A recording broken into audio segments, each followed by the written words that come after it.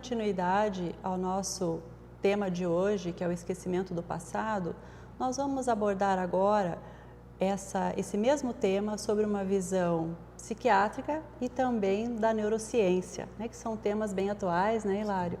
Então, segundo o Jorge Andréa, o Dr. Jorge Andréa, um psiquiatra que estuda de acordo com a visão espírita, nós somos abençoados com o véu equilibrante. Ele dá esse nome até por conta do privilégio que nós temos de esquecer as emoções, como nós estávamos falando agora há pouco. Mas também os neurocientistas atualmente, né, Júnior, eles têm trazido muito a questão assim, do quanto que eu tenho que viver o presente, o quanto que a nossa memória é seletiva, que alguns acontecimentos eu preciso tirar, como se eu tivesse que fazer uma liberação da minha CPU para entrar novas emoções. Abrir espaço na memória, né? Abrir espaço na memória. Então, essa abordagem, tanto da psiquiatria quanto da neurociência, elas estão muito coerentes, muito congruentes com a visão espírita. Fale um pouquinho para nós, Júnior, de acordo com essa visão espírita, né, dessa abordagem científica que nós temos na atualidade. O termo que o Dr. Jorge Andréa usa é muito apropriado justamente para essa situação. A doutrina espírita usa o termo véu do esquecimento e não deixa de ser um véu equilibrante. Porque é como tratávamos no primeiro bloco. Seria muito pernicioso para quem tem que trabalhar pela própria reforma ficar vivendo com os erros cometidos no passado. Porque é como se a gente dissesse, nossa, isso é uma situação que eu corrigi tão bem e hoje eu vivo de forma tão equilibrada. Ou, um exemplo que está em obras póstumas também, o indivíduo já foi assassino e ladrão. Ele usa o termo, com o passar das existências, das encarnações, ele deixou de ser assassino. E hoje ele só é ladrão. Então, quer dizer, ele já é menos mal, já é melhor. Então, com o passar do tempo, nas próximas encarnações, ele não vem mais ladrão. Mas no seu pensamento ainda vem uma certa tendência, que ele já consegue controlar. Então, imaginemos se ele, depois de ter superado há várias encarnações o vício do homicida, se ele estivesse sempre vivendo, agora eu estou lutando para deixar de ser ladrão, nossa, mas eu fui muito mal, eu fui um assassino, e aí a visão das vítimas viesse a todo momento. Isso desequilibra qualquer mente. Então é por isso que o Dr. Jorge Andréa tem toda a razão. Não deixa de ser muito oportuno e misericordioso que não lembremos o passado. Repito, se fosse para lembrarmos, se fosse eficaz, se fosse vantajoso, nós lembraríamos. Porque Deus não fez nada que não fosse eficaz, não tivesse um fim útil. Então quer dizer, a pergunta, por que eu não lembro? Porque eu não lembro por uma questão divina. Se é questão divina, com certeza tem uma razão perfeita, justa, clara. Então, é muito prático, de ordem prática isso aí também, porque, como tu comentaste na neurociência, no dia a dia também, na atual existência, saímos agora um pouco da questão da falta de lembrança das vidas anteriores e pegamos só o nosso cotidiano, a atual existência. Quanta coisa já ruim a gente fez do berço até o momento, ou dos momentos que a gente lembra até agora, e a gente já pode concluir, não, mas isso eu não faço mais. Ainda bem, né? Porque você já imaginou a imensidão de traumas que nós teríamos? Exatamente. Nessa existência. E a gente só está falando agora dos erros da existência. Imagina o que fazíamos antes. Então, quer dizer, mas isso pouco importa se eu já superei o defeito. Se esse problema fazia parte da minha personalidade e não mais o faz, pronto. Eu não tenho que ficar vivendo com algo que não faz mais parte da minha bagagem, não é? Para que carregar? E os neurocientistas, os psicólogos, os psiquiatras recomendam muito isso, para que as pessoas não carreguem o lixo do passado. Porque senão é uma vida de lixo. E pesada, e que não libera novas oportunidades. E como a gente brincou, o meu CPU está sempre lotado de lixo, né?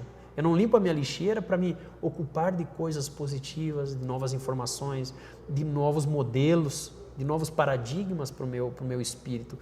Eu tenho que procurar me transformar num novo modelo. Todo ser humano deve ter uma meta, um padrão que deve buscar. A gente busca o padrão profissional, a gente busca melhorar o padrão em casa, o padrão de vida, a gente busca um carro melhor. Mas quer dizer, será que não devemos nos buscar para nós também sermos espíritos melhores, seres humanos melhores? E o passado deve servir somente como um degrau de experiência. errei lá porque eu era assim. Não mais erro, porque eu já deixei de ser assim.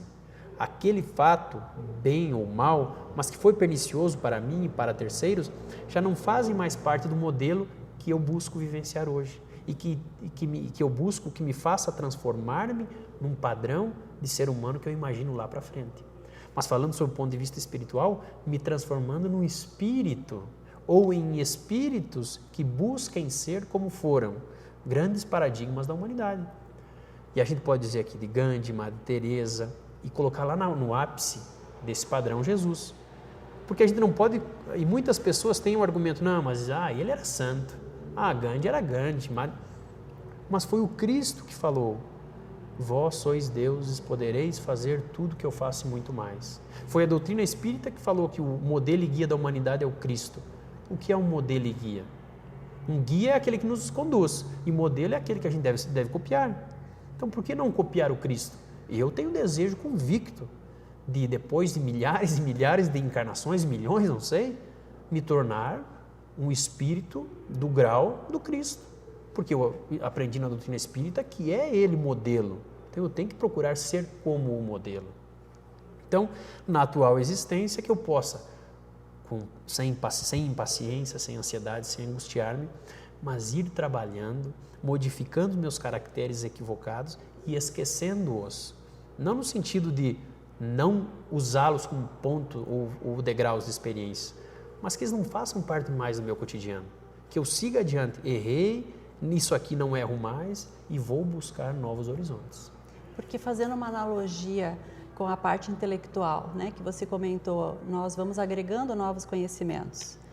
Na parte espiritual se trata da mesma conquista. Exatamente. A partir do momento que eu vou me liberando de algumas deficiências, isso já fica resolvido, eu não tenho mais que me preocupar. Exatamente. Né? E algo assim que eu achei muito interessante, e gostaria, Hilário, que também você deixasse isso mais claro, me parece que é uma visão muito leve, né? Porque quando a gente fala, estamos aqui para reparar, estamos aqui para dar conta dos erros do passado, parece que fica uma coisa tão pesada. E você acabou de nos apresentar uma visão muito leve, algo que acontece naturalmente. Então, eu estou num degrau, passo para outro degrau e assim sucessivamente eu vou atingir o meu progresso. Exatamente. Essa é uma visão espírita? Sem dúvida, sem dúvida.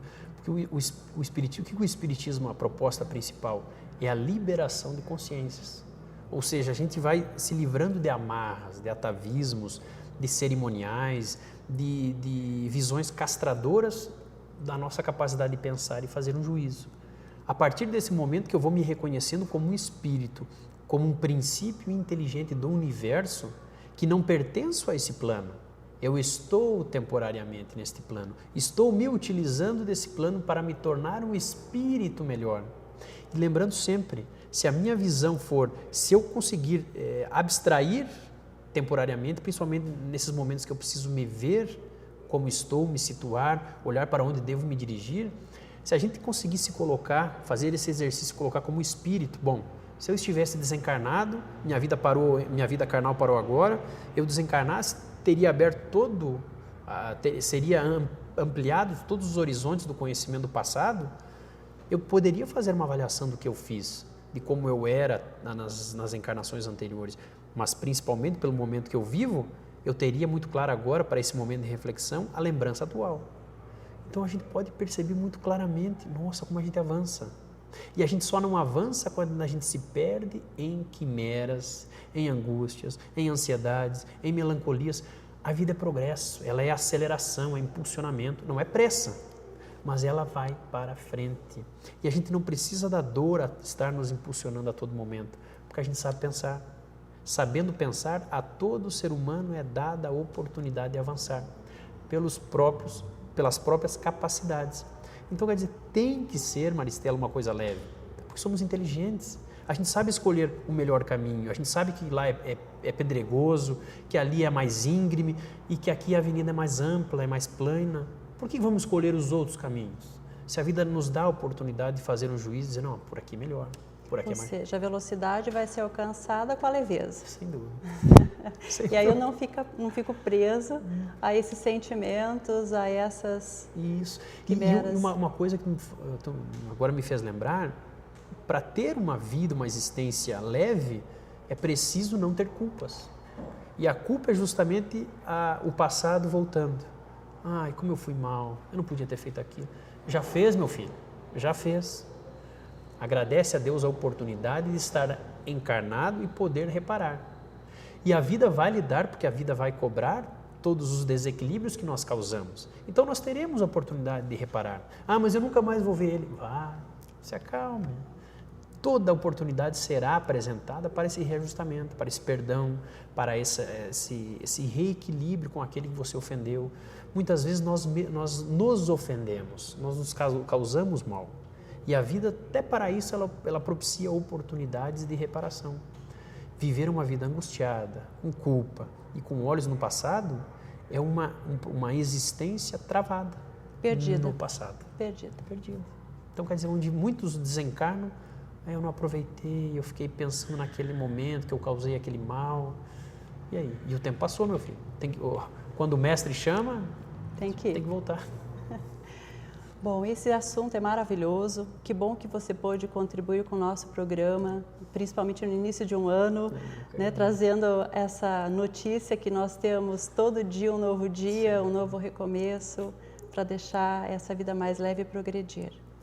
Você, telespectador que nos assistiu, se você tiver vontade de se aprofundar, nós temos o Livro dos Espíritos, né, que é uma das obras básicas, que traz essas perguntas e essas respostas de uma forma um pouco mais aprofundada. Obrigada, então, Hilário, por essa presença e por essas contribuições maravilhosas. Obrigada, telespectador, e até o próximo programa.